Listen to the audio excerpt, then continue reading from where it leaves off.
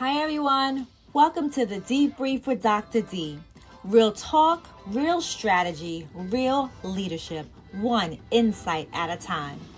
I'm your host, Dr. D, and this is your space for bold conversations, soul-deep reflections, and truth that transforms. Whether you're an executive, an entrepreneur, or an everyday change agent, this podcast is for you, navigating both public success and that private struggle. Each episode, we take a deep dive into emotional wellness, grief recovery, faith, leadership, and the tools you need to rise with clarity and with purpose. This isn't just strategy, it's healing. It's a calling. This is the Dee-Brief with Dr. D. Let's get into it. Hello, everyone. Hello, and welcome to another exciting episode of the Dee-Brief with Dr. D. I am Dr. D, your host, and I am excited to have with us today someone who's just phenomenal. He is just so inspiring, and particularly for me in the area of grief and healing and restoration. So this is going to be an amazing conversation. Welcome to the show, Tony Lynch. Thank you for having me. It's a pleasure. Thank you. Wonderful, wonderful. So we usually start our show by asking our guests to introduce themselves. I could read your resume. I could talk about all the amazing things that you have done. But if someone were to ask you, who is Tony? What would you say? Well, I'm a guy that found a way to turn my grief into something positive to be able to educate and give something back to our communities. So I am an author, two-time author, soon to be a seven-time author. I am an editor-in-chief of the magazine Grief Talk magazine. I am the host of Grief Let's Talk About It podcast. I am the conference host of the Global Grief Conference. I'm also the nonprofit founder of the Memories of Us, as well as one of the founders of the Global Grief Network. Yeah, so that's me in a nutshell. Wonderful, wonderful. So many things that you said in there that I want to make sure we touch on. So let's start with this beginning. So you said you were someone who found a way or was inspired to turn your grief into purpose. You're sewing back into the lives of other people from your story and from your journey. So what inspired you to start this amazing platform and to really, I'm going to say, be a disciple, because that's where I come from, be a disciple of Christ, and to really help others? What talk to us about your journey and what inspired you to take this step? Well, when I first started this in 2019, I just wanted to be surrounded by other men who had gone through something similar to, that I've gone through, so I could learn. And after so many trials and tribulations, childhood molestation, being in the game for over 24 years, going to prison, being an alcoholic, losing everyone I've ever cared about, and trying to navigate this world on your own, it's a very difficult place, right? Especially when you don't have people saying, hey, it's going to be okay. Hey, the way that you're doing this is totally fine. It just became one of those things where I noticed that there was nothing out here for men. And I just wanted to do something to be able to have a space for us, to learn, to be surrounded by other men. And it just kind of turned around on me. And next thing you know, I was doing support groups for other men. And, I had a theory that went against the stigma that people say that men don't talk. And my theory was, if you put men in the same room with other men that have gone through something similar, it changes the dynamic, because then you can establish trust. There's a sense of, I know about you. So, if I tell you about me, there's a possibility that you're not going to take what I say and use it against me. And that's pretty much where it stemmed from. And everything else just kind of fell into place. And I just followed the path. It was, specifically, it was after I tried to take my life. Mhm. It was probably, my mother passed away, and about 9 months after that. I just went, I don't want to do this anymore. I don't. I didn't want to do it anymore. I was homeless. I lost everything, and I gave up. And in that moment, the creator said no. Right.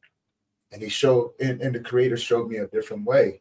He showed me that my life wasn't what I perceived it as, what it to be, but it was something more. Yeah. Right. So I was able to take my journey and just go, you know what, if I take this and just put it in different sections, I can do so much more once I understand the totality of everything that I've gone through. But most importantly, taking the initiative to heal, Yeah. right? And be really, really honest with myself and say, I'm not okay. I'm really messed up, you know, and I wanted something different. It was either that or, the alternative. Yeah. And well, first of all, thank you for sharing that. Thank you for sharing your journey, your testimony, what you've gone through. You probably helped so many people just from that conversation right there, and sharing that. And you know, it reminds me of thinking about hope and healing, because one thing that we do in our program and in our business is we instill hope, because we believe when people have hope, they feel like they can go on. They know that they're not alone and they can continue. So in the aspect of grief, and just thinking about what you just said, which was so profound, when you think of hope and healing and grief, what does that mean to you? And I know you can take it from personal experience, but also from the people you've talked to. How does hope, having hope, play a role? Hope is a promise of faith, Yes. right? Faith that everything is going to work out, but truly in your heart, believing that everything is going to work out, saying, to yourself, like, right now in this moment, things are not looking well, but I know in the next moment things can change. That's And right. holding on to that, right? It's a promise of faith. Healing is the reward of that faith, of saying, I totally submit to whatever this needs to do to me to change me to who I need to be Mm-hmm. and be my authentic self. And everything else just kind of falls into place. It's like puzzle pieces that you don't even know that fit there, right? Until you pick up one and you look at it and you go, you know what? This one has a couple of little crevices in there which fits right here. And you don't force it. You just kind of lay it on there. And as you begin to rough out the edges, it kind of lays itself in very gently. And if you could take that concept, that perception of it, and use it and apply it to yourself, you are the puzzle piece. Every piece of you that needs to be smoothed out and put into place is pieces of you that you're now are aware of, the emotional intelligence, the awareness, right? But also the understanding that life has changed. Are you willing to accept the way life looks for you now? And are you willing to take the journey to see what life looks for you as you begin to grow? Yeah. Yeah, that's so true, and when you think about it, that puzzle piece, I love that analogy, because if you're missing pieces of that puzzle, it can keep you away, or maybe you won't even see the hope, right? The light at the end of the tunnel, even think that that's possible. Um, and having that support system is so important, right? We're having a 5-day challenge coming up in the beginning of October, to really focus on helping people understand if they are truly called to coach, but to walk alongside someone in their grief journey. Because you spoke about having that support, and it takes a really special person to walk alongside someone. I was on a call recently, and someone said, I'm not that friend. I'm not the friend that can do that with you. And I think that was really huge, because we want to admit it when we're that person and where we're not. Because and you said this to me on our last call, you're holding space with someone during their most vulnerable time. So thinking about the people that you work with, and yourself, for example, and myself, how do you know what makes it so that you are able to walk alongside with someone in that journey? What type of person? And for those listening, if you're thinking about joining our grief certification program, this is huge because it's introspection that needs to occur. What would be your thought process in doing what you're doing, being a grief coach, walking with people, talking with people? Well, there's multiple steps to that, right? So there's three types of people. There's people that you mentioned before that said, "Hey, I'm not that person." Right. The person that goes on like ourselves who have seen this thing and went, you know what, more people need to know about this, right? And we are the coaches. We're the ones who hold space with those individuals. We develop those tools to give to individuals so it makes their journey that much more lighter, right? Makes it just a little bit lighter. And then you have those individuals who don't want to be a coach, but they have the heart of walking with individuals, but they don't have the knowledge. So you have to figure out which person are you, right? You have the person that we mentioned before. Hey, it's not for me. You got the coach, and then you have the ones that say, I don't want to be a coach, but man, I really want to be with this individual to hold space with you. So you have to determine that. Right. You have to be able to distinguish between those things, and develop that identity for yourself. So, and for me, when I embarked on this journey, I knew nothing about it. Mm-hmm. I knew absolutely no one ever taught me anything about this. But when I began to look at my life, I said, you know what? I want to know more. So I began to develop a different sort of relationship with the creator. And I said, look, what is this? And can how can I learn more about this? I fell in love with it. I fell in love with the different avenues that it can go down. I fell in love with the different types of grief, the trauma, and how everything intertwined with one another. Mm-hmm. And for me, it was just like, how much more can I learn? Right. Because the more I learn, the more I can give. But Yeah. the more I can give, the more I can become my authentic self and not who who I see myself or who others see me as, but who the creator sees me as. And I wanted that. And the deeper I dove into it, the more I was going, you know what? I know you said that you have this for me, but I'm going to take this thing to a whole new level. Mm. Because now it changes everything. Now I see where the gap is, and I went, what if we can relate to people in a different way to get them to see grief, differently? So the question is, how do we do that? Well, we live in a day and age where digital creation is a thing. Okay, if I understand that, I understand video games and things like that. Why not create something to help educate people along Yeah. those lines, using what you already have to do what you need to do? I'm the prime example. It don't take money to do what you need to do. You Right. just have to stay committed to what you need to do. And when people ask me to clarify, I went, what makes me any different than you? Mm-hmm. I did everything I had to do when I was homeless with nothing except for the determination of wanting to do something. And that's all it was. Yeah. So, when people give me the excuse, well, I don't have the money and this and another, I didn't either. I was homeless. I was sleeping in my car down by the lake on summer nights, right? I was sleeping in people's sheds when it was cold out. And I was working nights just so I didn't have to sleep on the streets, just so I can have the opportunity to do this during the daytime. So you really have to understand your journey Yeah. and don't compare it to no one else's. This is No. yours. It's a special thing for you. Do it. Yes. Yes, You know. it's So that is true because we tend to people think one grief is linear and we know it's not. And then right. every grief journey is different. It's your journey. I had to learn that about Hmm. my journey. So I appreciate you saying that because it's very, very important for people to realize that. And then, there's the different forms of grief when especially when it's compounded, right? Like so I had Hmm. compounded grief. And that journey looks different than other journeys. Um, Yes.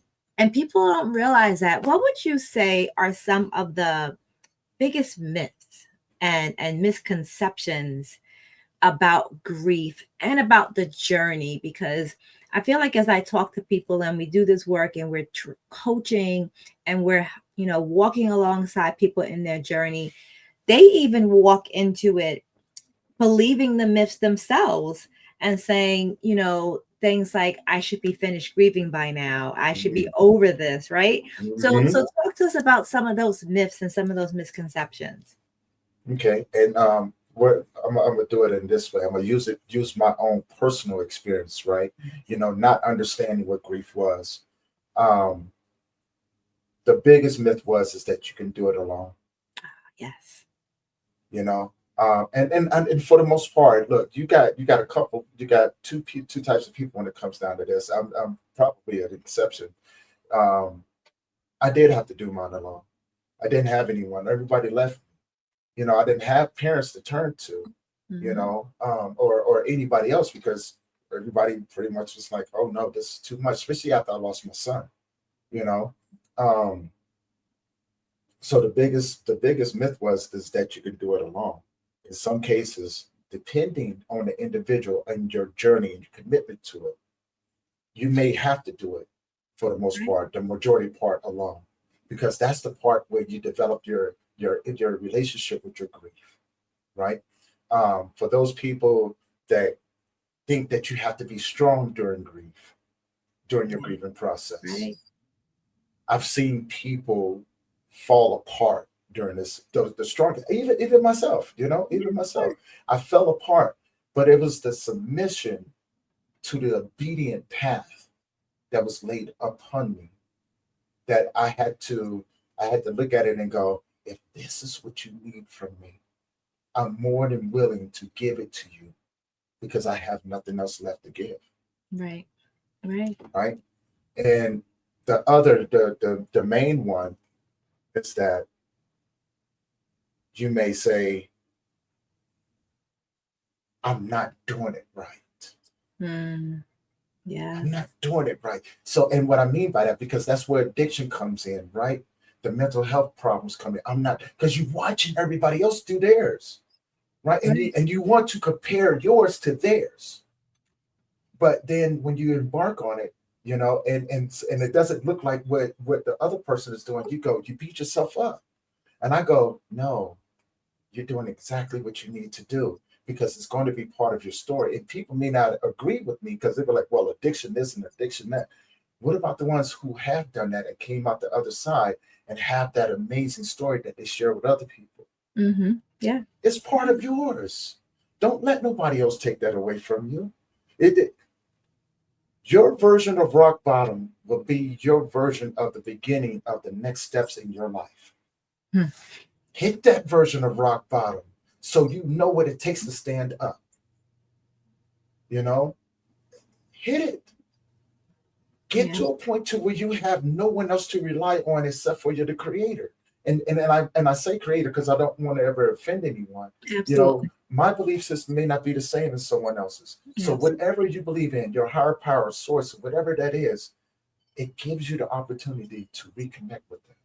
Yeah, absolutely. That's so important because, for those who may not have a support system in the natural, leaning on your support system in the spiritual, which is my go-to first. But, it's so important to realize that you have that. And that's part of your grief journey to really tune into your spirit, tune into what you're hearing internally, tune into your soul. I was just in my grief counseling session, and that's one thing that she shared with me is just making sure we continue to tune into our spirit and listen when that happens. I want to talk a little bit about the work that you do. You named so many things that you are doing to just serve and support people. Talk to us about your most proudest moments and some of the things that you're really excited that's coming up and that you're doing in your I want to say ministry. I'm not going to hold back in your ministry, in your service. Yes. My proudest moment was Memories of Us. right? That's when I said, I really wanted to be dedicated to helping men navigate the world of grief. Mm-hmm. And when I started Memories of Us, um, it was the catalyst. It was the doorway to everything. Because saying yes and wanting to hold that space with those men, knowing how difficult it was going to be, Yeah. and then having the first men come into that group and say, wow, I've never been in a group like this before.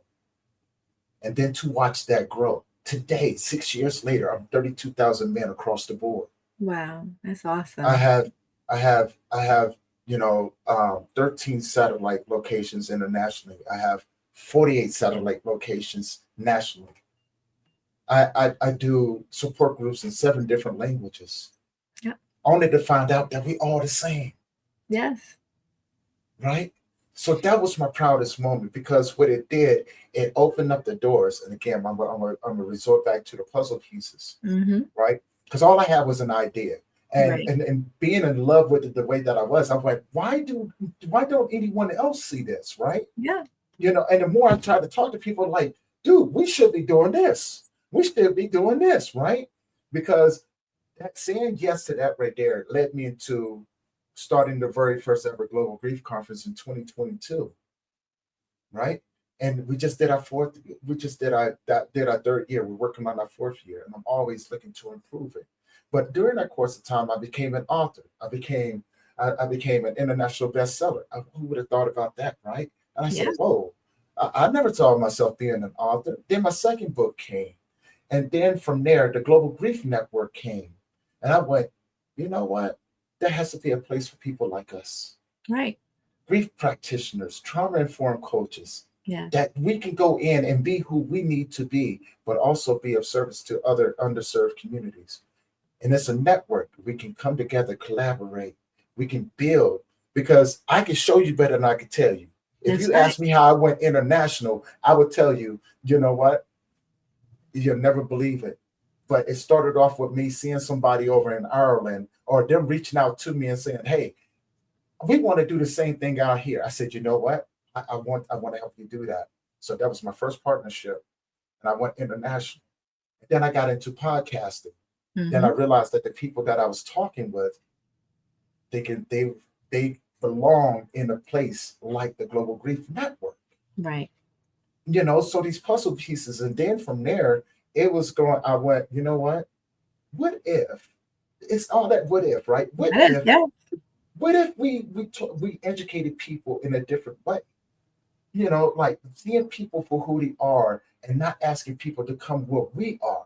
Because we're Mm-hmm. so far advanced, that people will never understand how we got to where we are. So now we have to go back and take the baby steps to help others get there, right? So, um, starting my magazine, Grief Talk magazine. I started that last year only because I wanted to bring information to people. I wanted to showcase the amazing people doing the work. So I went, you know what? Why not?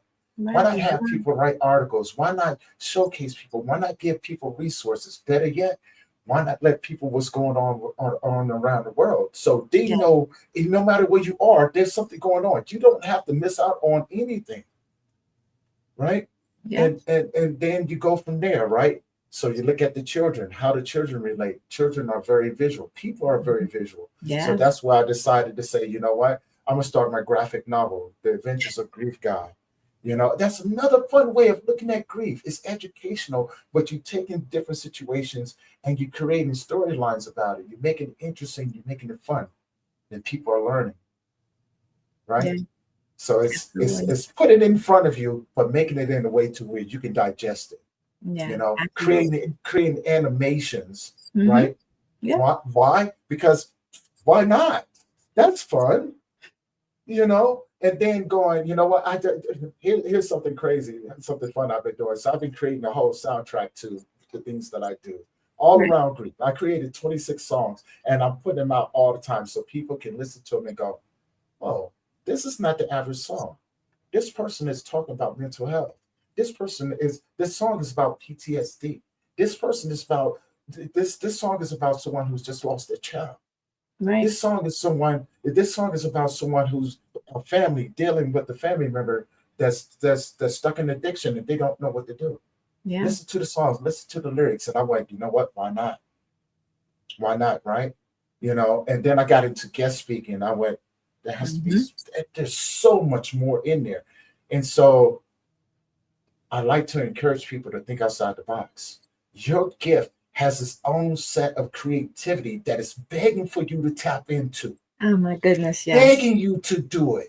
Begging you to do it. Yeah, submit to it. Ask it what it can teach you, and then tap into it and go, I can do this. Yeah. Yeah. We did something similar to what you said. So we started a Joy in the Journey book series. So we have 11 books on Amazon, and they are books geared towards our youth, because to your point, our youth are silently grieving as well. And we think as adults, when we're going through our grief journey and something happens, that our children or the people connected to us, that they don't feel it and they don't see it, and they do. So this book series is on Amazon, Joy in the Journey. It focuses on helping youth to see their part in the process and helping them to navigate it their way. So I love when I heard you say taking our stories and bringing them to light and making meaning in ways that people can digest it. I love the music. That's amazing, because we listen to music, and I don't know about everyone else, I listen to the lyrics. So to be able to hear those lyrics and say, wow, this is not an ordinary song. This is really meditating to me and speaking to me about grief is really awesome. So our story and our vision, our dreams, there are people out there that are waiting to just tap in so that we can give them that hope where we started, and give them that ability to find a way, even if it's not with us, it can just inspire them for inspiration, for hope, for restoration, and for healing. And I love that you said that, right? Even if it's not with us, right? So Yes. here's a different perception. Everything that we do is not about us. It's That's about the right. people that we serve, right? We are servants. We are servants. Your job is to serve Yes. those individuals that need what you carry. You're obligated to give it to them. We are obligated to give our gift to us, give our gift out to the world, because there's a few things that you have to take into consideration. One, we're just passing through. That's right. We're just passing through. So the goal is that while we're passing through this place, this place called life, this place called earth, is what you do with the time in between those dates. Yes. Be remembered for leaving people better than what you found them, right? Because every person that we come across, they come to us for the gift that we carry. It's not about us. It's about the gift that we carry. So it's not personal. So we have to drop them off at their next destination in one piece, right? Better than what we found them. I love that. As we make our way back home, right? Because the goal is to leave everything inside of us here and return home the way that God intended us, with nothing inside of us. Yeah. That's how we complete the journey. Yeah. Leave empty, right? Leave empty. Leave empty. He's already filled you up. Yes. He's already, and every time you think that you don't have anything, he fills more into you and go, hey, let's do some more. Let's do some more, because I need them back. Yeah. I need my children back. So our job is to make sure that what we carry gives somebody else hope, and they can develop their own sense of faith, right? To hold on to till they're able to develop their own, but most importantly, encourage other individuals by being the example that we want to see. Yeah. Yeah. We all often hear the phrase, and I say it as well, you can't pour from an empty cup. But in order for that cup to keep being filled, you have to fill yourself up, right? So that you can pour into other people, because when we leave this earth, we can't take anything with us. So we leave empty. And, there's the parable of the individuals who God gave talents to. And when you read that scripture, they gave away their talent. They did different things with their talent. They sold into people, they multiplied it, they did different things. But the one that buried his talent and didn't share it and thought that they were doing a good thing, God cursed that, because he was supposed to give that talent away that God gave him and share it with other people. So, you made me think about that, to your point in leaving empty and sharing with others. Um, there could be someone listening today who is in their grief journey. They're hearing what you're saying, it's resonating with them. They're saying, this sounds like where I am. They don't know where to start. They don't have any hope. We talk to people every day in our business, and we, encourage them. We provide them with support, guidance, but also connect them with like-minded people. And I love the fact that you work with men, because a lot of times we forget about the men, right? We cater to the mother when the child is gone. We cater to the wife when the child is gone, but the men are special people. So what would you say to our audience of men or anyone that's listening right now?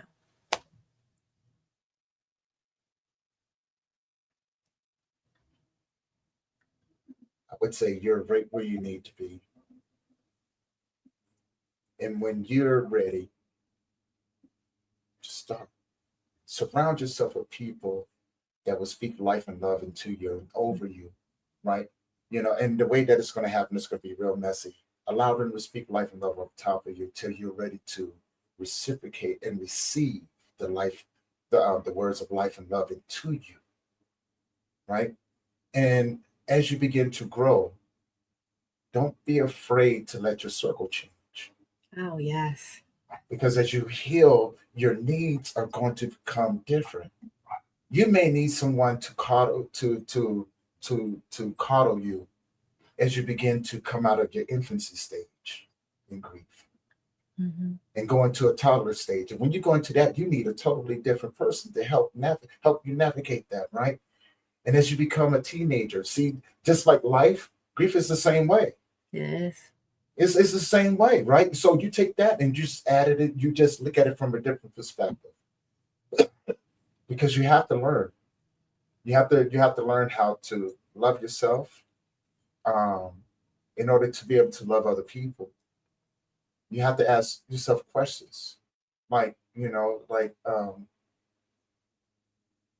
what am I really what am I really called to do with this? You may not be called to do what we do, but you may be called to hold space with someone else that is going through it. We're all connected, right? And the one thing that I understand, the creator is not going to put you in a place and leave you there. It's Right. often going to bring you people in stages of your life, And of safety. your journey. Yes. Be willing to accept these individuals, but also understand that when their time is done with you, they're going to have to go somewhere else because their journey is different, right? So don't take it personal. Don't take it personal. You may see those individuals again, but be willing to accept the next stage, the next person to come along, the next community that you're going to be introduced into. It's okay to be shy and pay attention to it, Yeah, right? It's okay for that, but it all works out in the end. it does. It does. Oh, I love that. Thank you so much, Tony. This has been such an insightful conversation. I love the synergy that we have. I love the work that you're doing. And most of my taglines are also one heart at a time, one person at a time, one beat at a time. So I One see heart. yours as well, because we take things in stages, and we always think that sometimes it has to be this big grand, grand finale or grand impact. But one person at a time, one piece of hope makes a huge difference. So I love that. Thank you so much. Thank you, thank you. Yeah, when I thought about this, I was going, I'm surrounded by so many amazing people, and I listen to the way that we speak about the people that we serve, Yeah. and I went, you know what? We're these amazing individuals out here changing people's lives one heartbeat at a time, That's because right. you can't skip those beats in your heart. Yeah. You cannot. Uh, Your heart is going to do exactly what it needs to do. right? And that's one heartbeat at a time. Love that. Love that. So how can people find you? I know you have so many things that you're doing. Talk to us about someone that's listening and say, I want to connect with Tony. Yes, of course. You can find me on Instagram, Men's Grief Support. You can find me on Facebook as Tony Lynch. You can find my other groups in there, the Adventures of Grief guys. So I have a whole group for that. The Global Grief Network, Memories of Us. I am on LinkedIn as Tony Lynch. You can find me on YouTube as the Grief Let's Talk About It podcast. You can go to the website, www.mensgriefsupport.org. Yeah, and it just look out for the books that I have coming out, the different chapters. Enjoy them. Yes, awesome. Well, it was great talking to you as always. I can't wait to do some more amazing work with you. And I just want to say thank you again for sharing your story, for all that you do, for your grief support, and also just for being an ambassador in this space. Thank you for joining us today. You're very welcome. Thank you for having me. Awesome. Awesome. This has been another episode of Dee-Brief with Dr. D. We'll talk soon. Take care. Bye. Well, thank you for joining me today on the Dee-Brief with Dr. D. If this episode spoke to your heart, share it with someone who needs a word of hope and clarity. Don't forget to subscribe, leave a review, and connect with our social media community. And remember, healing is not weakness, it's wisdom. You don't have to lead on empty. You don't have to rise alone. You were built to lead, to heal, and to thrive from the inside out. Until next time, lead well, heal deep, and walk boldly. This is Dr. D signing off.